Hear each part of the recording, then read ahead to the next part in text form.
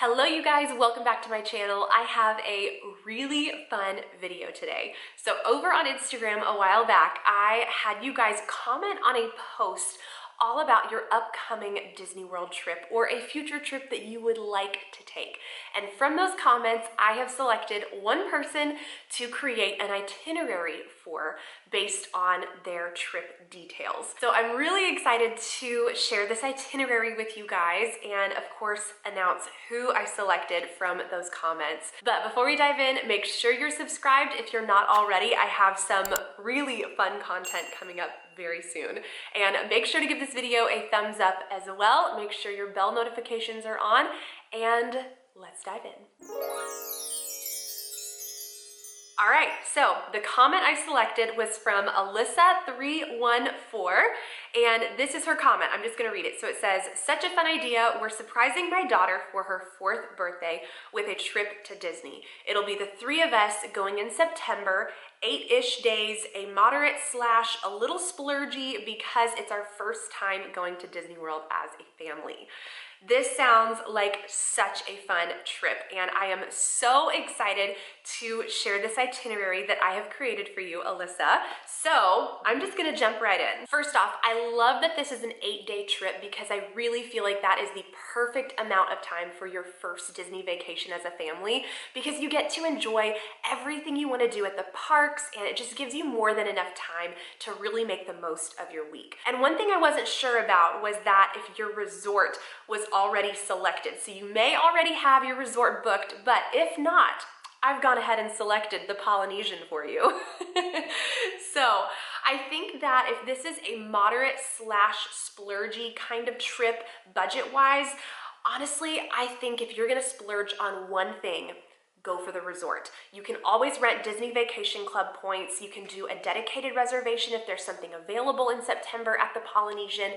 But either way, I think it's worth it to splurge on your resort, especially when you have a little one. I think having that easy access to Magic Kingdom is really valuable. So let's dive into the itinerary. Okay, so I've written everything out, as you can see. So we're gonna start with day 1 is our travel day. Now, depending on where you live, whether you're flying or driving, we'll just assume that you arrive late afternoon, evening, and you'll get all checked in to the Polynesian, and we'll just have an easy, relaxing night and head to dinner at Captain Cook's, which is the quick service at Polynesian. And I just think it's a really fun way to kind of get familiar with the resort, and you can walk around and just kind of check it all out. So I think first night, just take it easy, enjoy Captain Cook's, spend time in the room, explore the resort, and then gear up for day 2, because here we go. So day 2, your first full day. Now I'll start with saying that I went ahead and planned this as if you had a 5-day regular ticket. So no park hopper, just to save a little bit of money, because I'm all about saving money where you can, especially when you're splurging on things like your resort. It's nice to cut back in other areas. So I think skipping the park hopper is an easy thing to do. So day 2 is gonna be Magic Kingdom. So of course you have to kick off the trip at Magic Kingdom, and you're right on the monorail, of course. And because you're staying on property, you do get access to their early entry. So you get that extra 30 minutes, assuming they're still doing that in September, but you'll get that extra 30 minutes starting at 8:30 a.m. Again, depending on when the park opens, typically it's been 9 a.m. So 8:30 a.m. has been pretty consistent for that early entry hour. So head over, be ready to go at 8:30 a.m. That way you can have your Genie Plus selections already set at 7 a.m. I will say Genie Plus is going to be a must on this day. So go ahead and plan for a go, go, go day on your first Magic Kingdom day. And once you get there, to take advantage of that early entry half hour, it's a great way to squeeze in a ride or two before you have your first Genie Plus selection when the park opens. So that would be my game plan when it comes to utilizing Genie Plus at Magic Kingdom. And especially with a 4-year-old, you're gonna be able to enjoy most of the rides at that age. So I think it's gonna be a blast, and I would skip dining reservations for this day and just stick with quick service.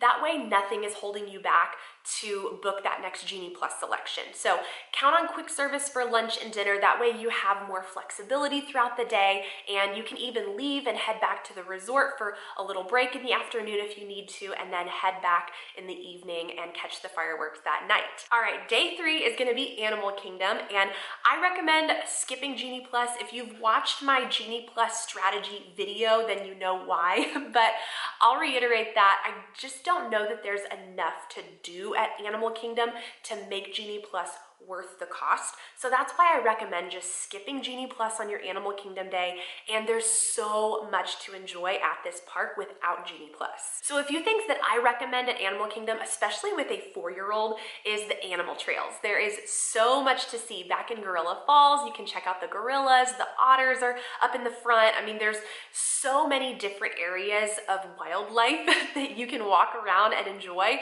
Another thing that I recommend with a little one is the Wildlife Express train. So this is going to be an actual train that you get on, and it'll take you to the conservation station.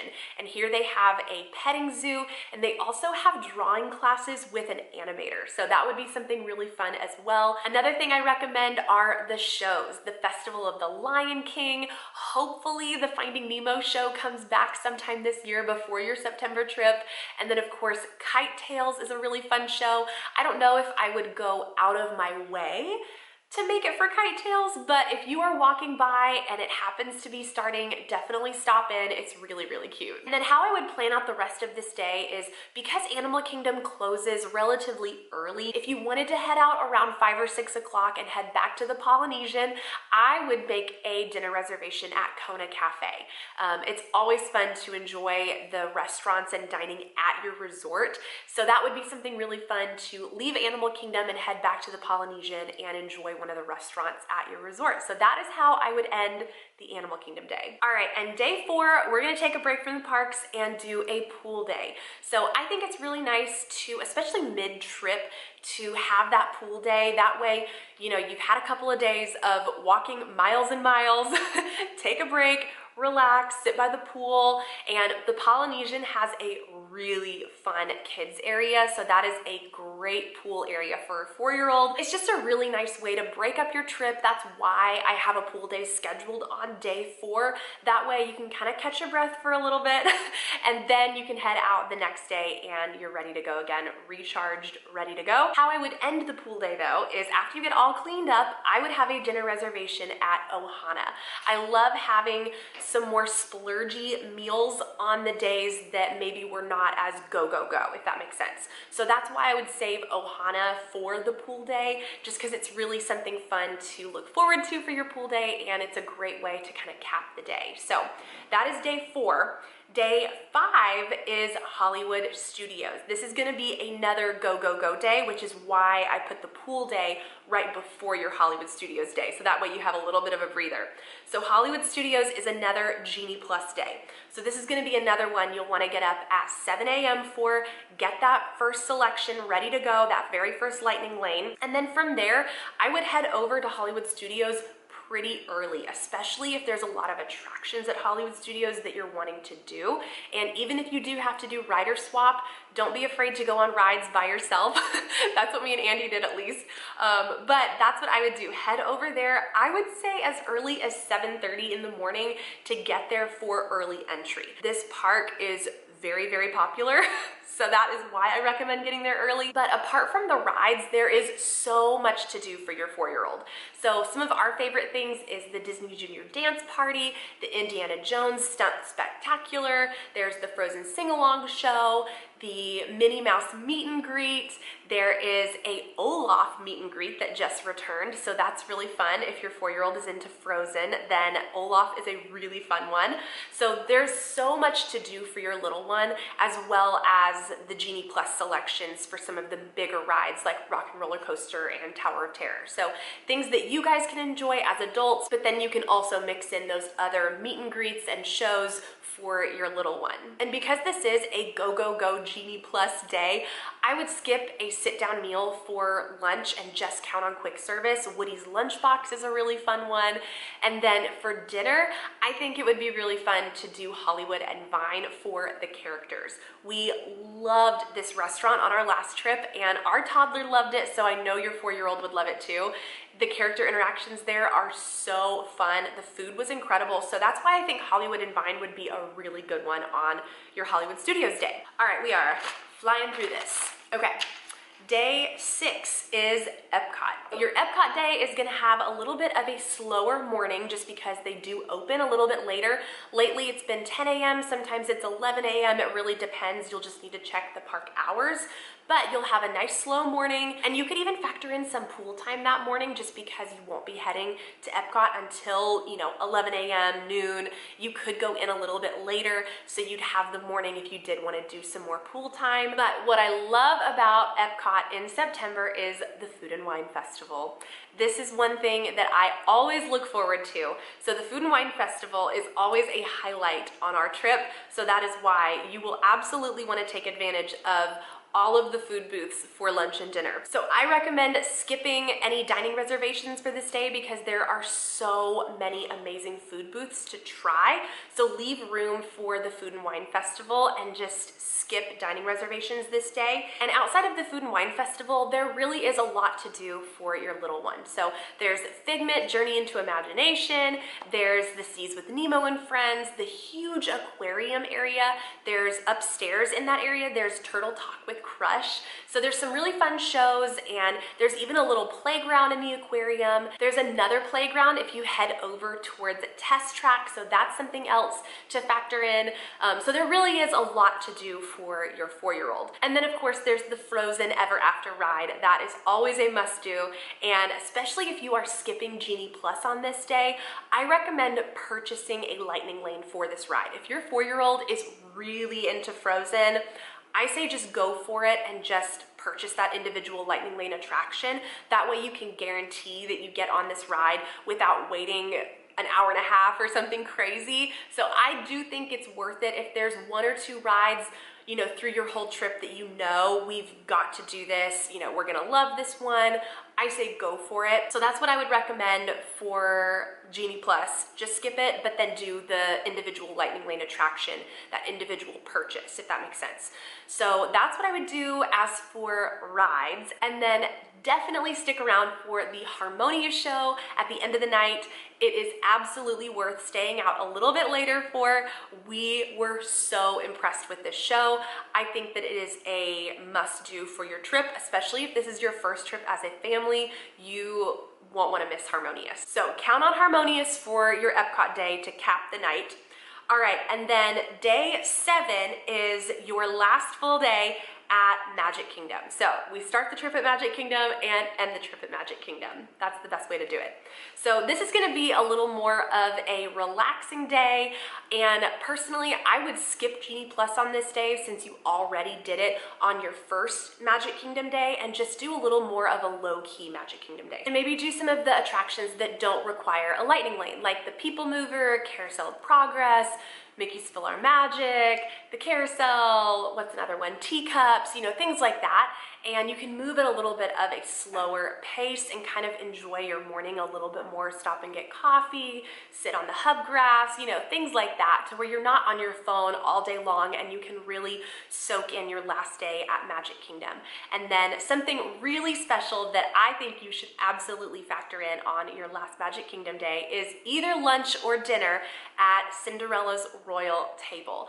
This would be such a fun way to celebrate your daughter's birthday, and especially at 4 years old, that would be just such a sweet, magical way to cap the trip.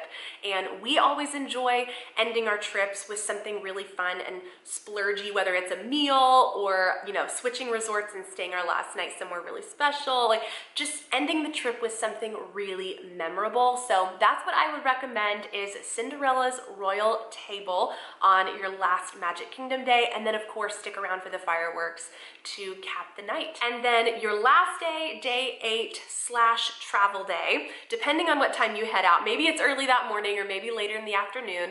We like heading out sometime in the afternoon. That way we can enjoy the resort a little bit longer in the morning as we're checking out. And then I recommend heading to Disney Springs. We love ending our trip at the World of Disney because it's a great way to finish off some extra shopping. Maybe you had your eye on some things throughout the whole week that you were holding off on, or you wanted to just make sure that that's what you really wanted. At least that's how I am. I want to go a few days and just make sure that it's something I really, really want. If I'm still thinking about it a few days later, then I know, okay, I have to get it. So ending your trip at the World of Disney is a great way to do that. You can pick up any of those last minute things that maybe you didn't snag on your other park days. And there are so many dining options at Disney Springs. Apart from the table service, sit down restaurants, there's food trucks and quick service. And I mean, you could really do anything for lunch and just kind of grab a quick bite and then head out and head home that afternoon. All right, well, that is my 8-day itinerary for Alyssa's September trip to celebrate her daughter's 4th birthday. I am so excited for your trip, Alyssa. I really want to hear how it turns out because September is a really fun time of year to go. So I hope this was fun to watch. I know for me, it's always fun creating Disney itineraries and thinking, how would I plan this trip? What would I do? And things like that. So let me know in the comments if you would be interested in seeing more videos like this. This was really, really fun. Thank you guys so much for watching. Again, make sure you're subscribed if you're not already. Make sure to give this video a thumbs up, and I will see you in my next one. Bye.